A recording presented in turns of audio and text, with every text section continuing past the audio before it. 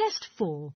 You will hear a number of different recordings, and you will have to answer questions on what you hear. There will be time for you to read the instructions and questions, and you will have a chance to check your work.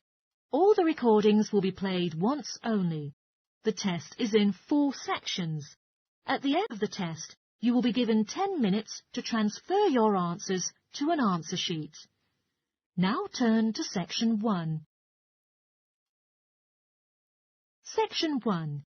You will hear 2 students called Harry and Andrea in conversation talking about ways to handle the boys' personal stuff. First, you have some time to look at questions 1 to 5.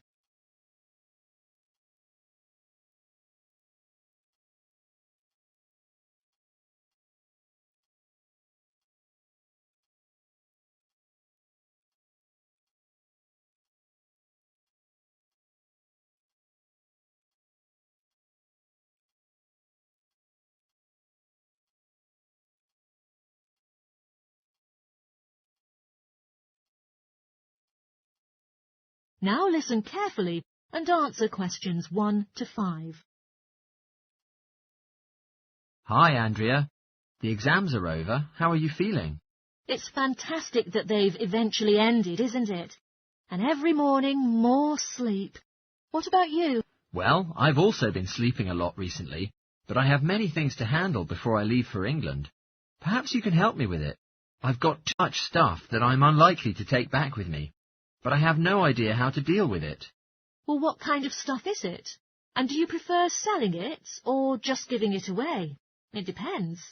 Basically everything I have. The printer, the fridge, and other cooking stuff that I bought from the former renter. But my sleeping bag may be helpful on some occasions. But the newcomers have already brought what they need, so they won't be interested in what I have. And giving them away will cost me too much. I'm not sure how to sell it. Also, I've got some clothes and books. Why don't you just take those with you? The books weigh a lot, so it will easily surpass the airline's baggage allowance, and that will be another huge expense. And my suitcase can't hold the amount of clothes I have. Unbelievable how much stuff I've got during my time living here. Anyway, those summer clothes I have here in Australia won't be very useful in England. I understand. Well, there is something you can do. First of all, you can put up notices around the campus about the books. You know, in the Student Union building and the Economics department. There are many notice boards.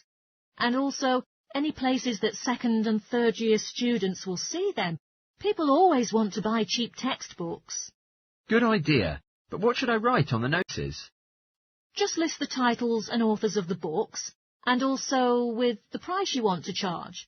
Also, some basic information about you, of course, like your name, phone number, and also some little tear-off pieces of paper. Sounds great. And what about the furniture? You could try to put on notice about furniture too, but normally students won't be around all summer, so they may have no interest in buying furniture now. You may also try a second-hand shop. The store will send someone here and give you a free quote.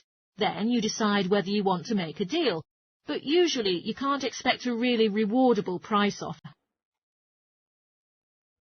Before you hear the rest of the conversation, you have some time to look at questions 6 to 10.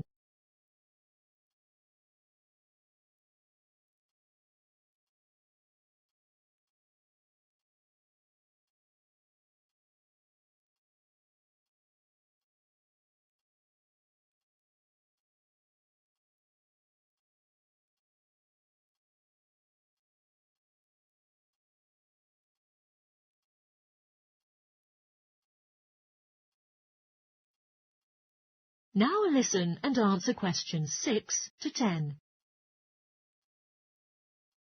You can also choose to post an advertisement in the Trading Post. Have you heard about that paper?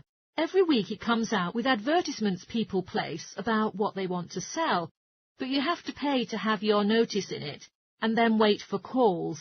Give as much information as possible, and if anyone is interested about your stuff, invite them to come by and check. But making a deal is always difficult.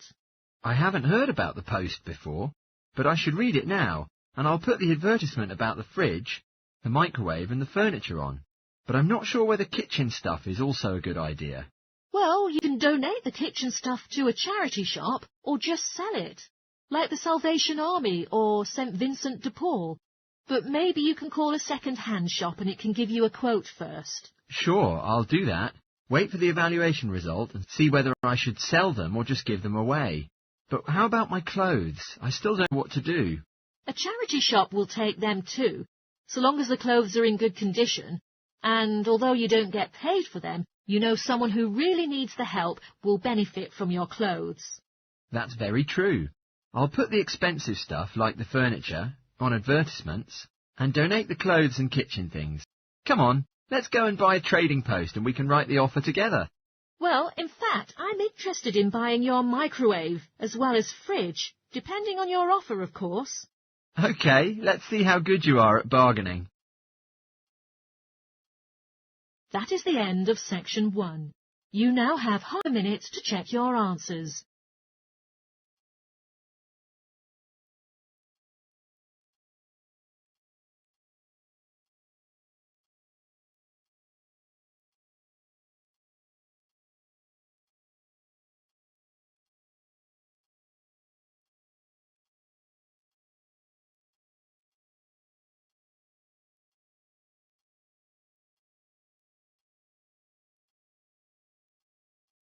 Now turn to section 2.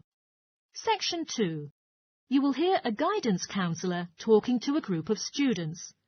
First, you have some time to look at questions 11 to 14.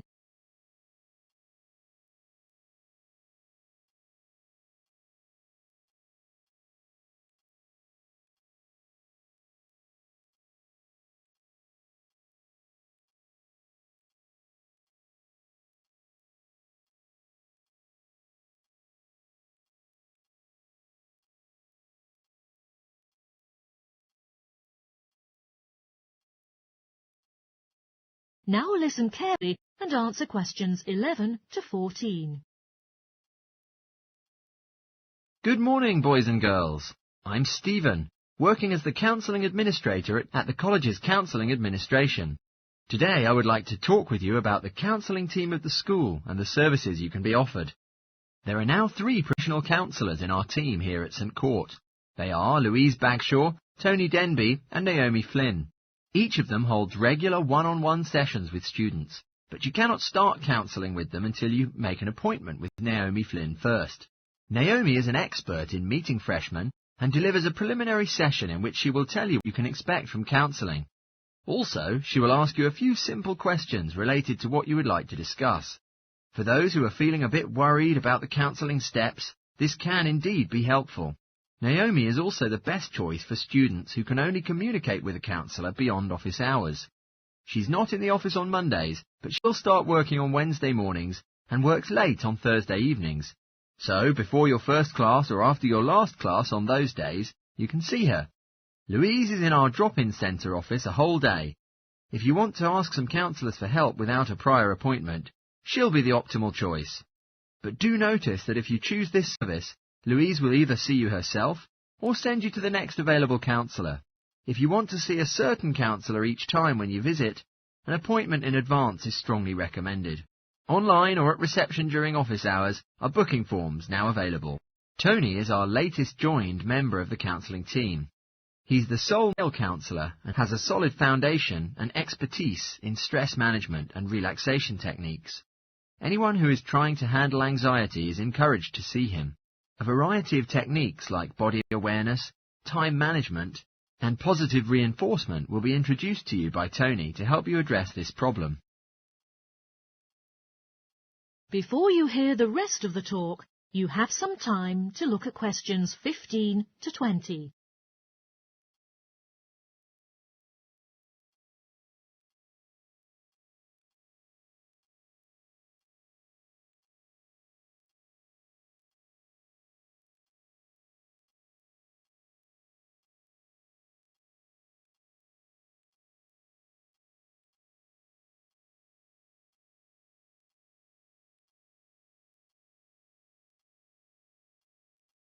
Now listen and answer questions 15 to 20. Each term, there will be some small team workshops operated by the counselling team. which last for 2 hours and are all free to the enrolled students. The first workshop we offer is adjusting. For some people, college education is found to be a big shock. It tends to be simple to get lost after the structured learning surroundings of school. Therefore, what is essential for academic success will be shared in this workshop. As anticipated, this offering is targeting first-year students. Getting organised is the service that the second workshop offers, where we are active to motivate you to break off the habit of putting things off. We'll try to help you get the most out of your time and find out the optimal balance between academic and recreational activities. In this workshop, we're catering to a broader crowd, ranging from undergraduates to postgraduates. The next one is a communication workshop. If you've come from overseas, the way people interact here might be quite different to what you're used to. This workshop will recommend some ways of handling many situations to foreign students. For example, they might find themselves struggling on how to talk with teachers and other staff. It will also cover all aspects of multicultural communication. International students will learn a lot from this class, so we particularly encourage you to come along. But I have to say that occasionally local students can find it helpful as well. Everyone is welcome. The workshop called Anxiety will be available later on in the year, and it will target something you might be familiar with. That is the nerves and the anxiety brought by the coming exams. Lots of students experience their entire academic careers like this, but surely there is a way to solve problems. Come to the Anxiety Workshop and you can learn several ways to relax and the proper way to breathe, as well as meditation and other methods to keep calm. This workshop is designed for everyone who is going to take exams. The last workshop we have is the Motivation Workshop. The theme for this workshop is how to stay on target and be motivated during long-run projects. This workshop is only available for research students. Less advanced students already have some workshops dealing with their needs. Well, that's it. Thanks for listening. If you'd like to learn more information about our services, do visit us at Counselling Service. That is the end of section 2. You now have half a minute to check your answers.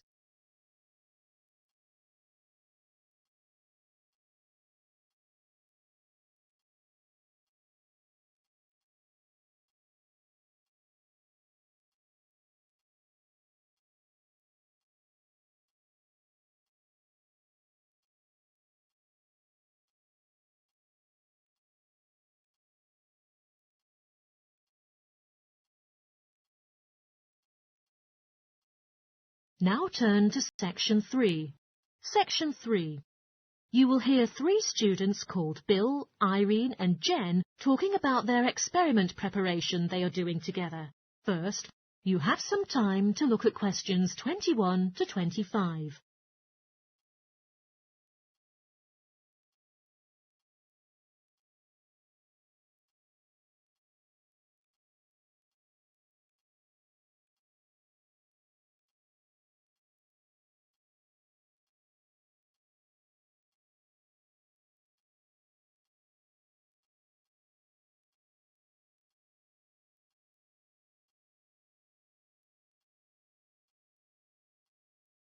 Now listen carefully and answer questions 21 to 25.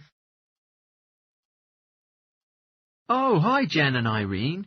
You two are heading to class, aren't you? Hey Bill, yes, we are just walking there now. It's a little bit early now, though.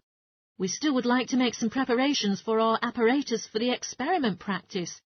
How about walking with us? Come on. Of course, it's really great to catch up. How's it going with your experiment? Have you already chosen the subject you're going to test yet? To be honest, so far it's going well, and we're now serving as the laboratory partners responsible for conducting the test. Also, we've decided to test the impacts of the gravitation force on a variety of objects with a number of densities. Interesting indeed, but surely plenty of work for you to do. During the last 2 weeks, I've been thinking of and planning the test, and eventually did it yesterday. Goodness, Irene, your hard work really left me with a deep impression.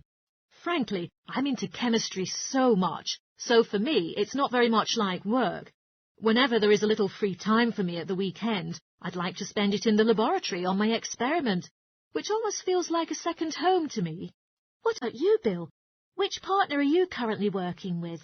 Me and Kim, we were partnered by the tutor.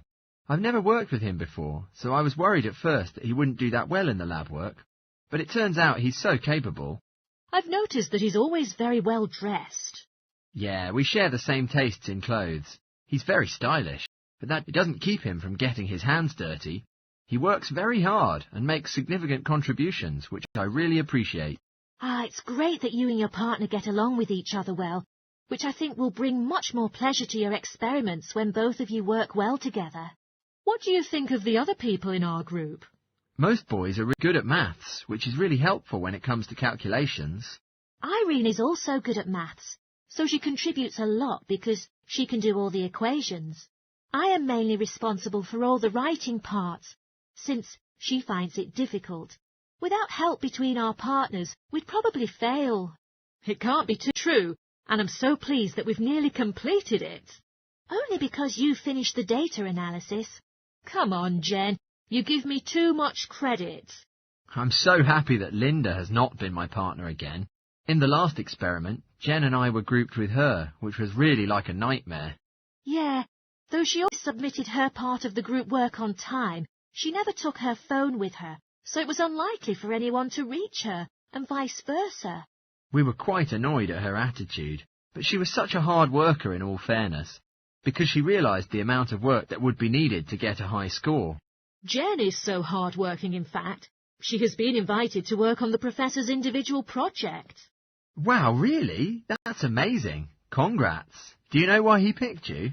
I thought that was just because I was closer to him, but he told me that he was impressed with me always completing reading assignments in time for class. I bet you will be really popular among the other students when they find out. All of them want to hear about the project. Before you hear the rest of the talk, you have some time to look at questions 26 to 30.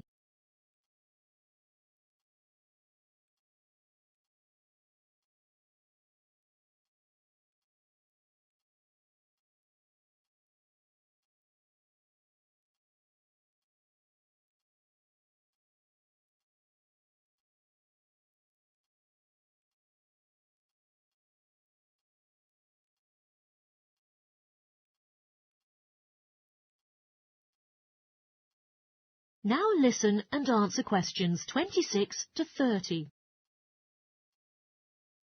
You can distribute tasks to everyone, so all of them will get a chance to take part in it. It actually sounds quite good. Could you help me decide who to assign each task to? Sure. Now, let's see. Well, Irene finds writing difficult, but that might be a good opportunity for her to practice it by reviewing the bibliography. Bibliography? I think maybe a bit too long for me, so the methodology would be a better choice. Sure, that makes sense. Bill, you said that Kate is a hard-working girl, so I think she could be given the conclusion part, as it requires plenty of effort. OK, sure. And I know that Kylie hasn't been feeling well recently, so she could be tasked with the abstract and the acknowledgement, for there is very little work involved. Jen, would you like to do the literature review part? Basically, there is a lot of work to do, but I believe you really enjoy writing, so I think you'll do a good job. Sure, sounds great. Right. So now bibliography and the discussion are left to assign. I think Linda will be struggling with the referencing, considering the amount of work. So perhaps I will take care of that task, and you could do bibliography. That's great, guys. Thanks for your help. I'll tell the tutor when he arrives. That is the end of section 3. You now have half a minute to check your answers.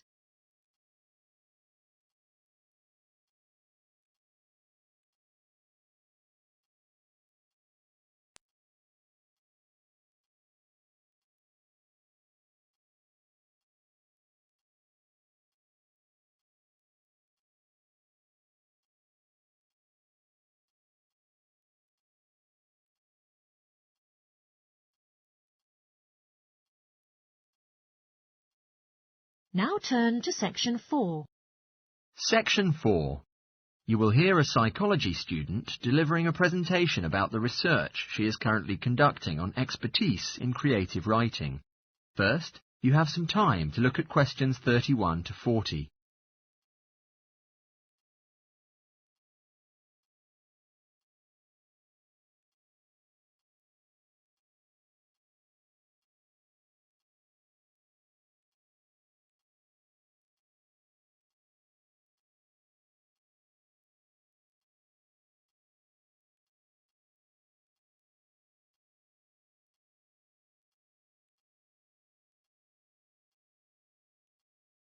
Now, listen carefully and answer questions 31 to 40.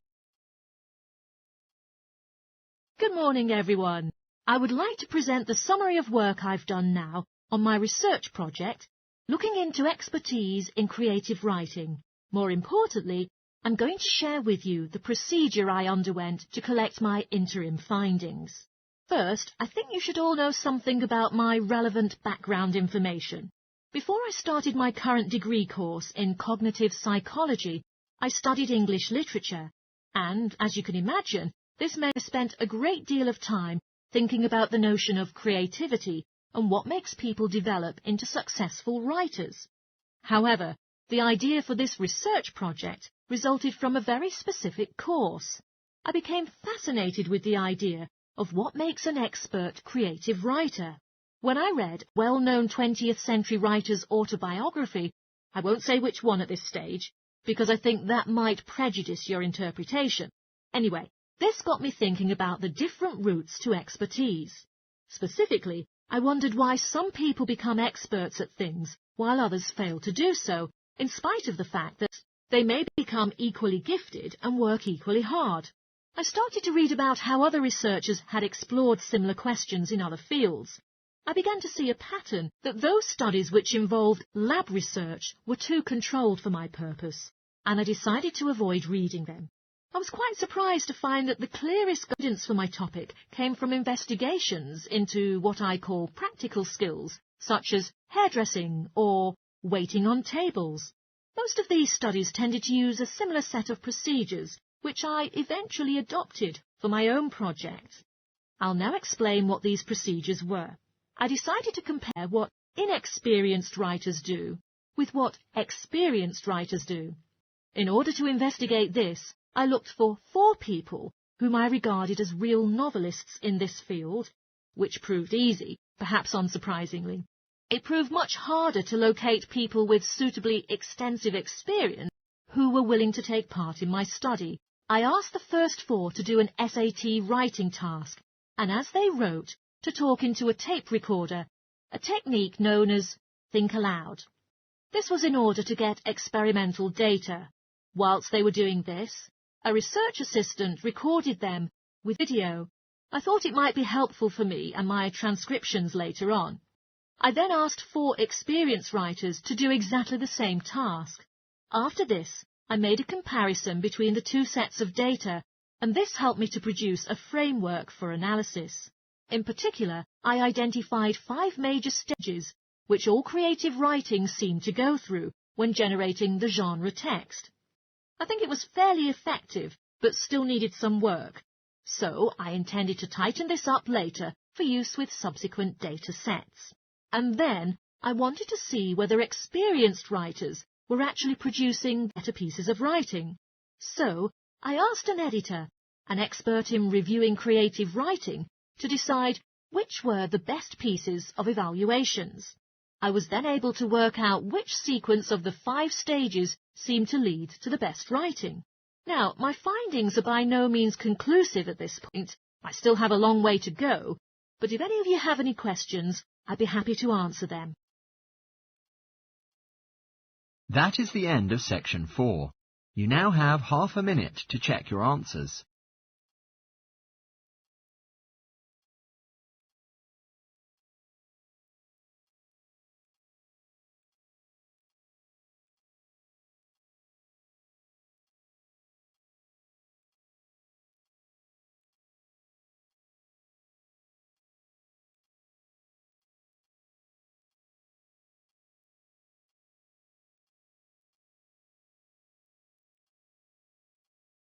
That is the end of the listening test.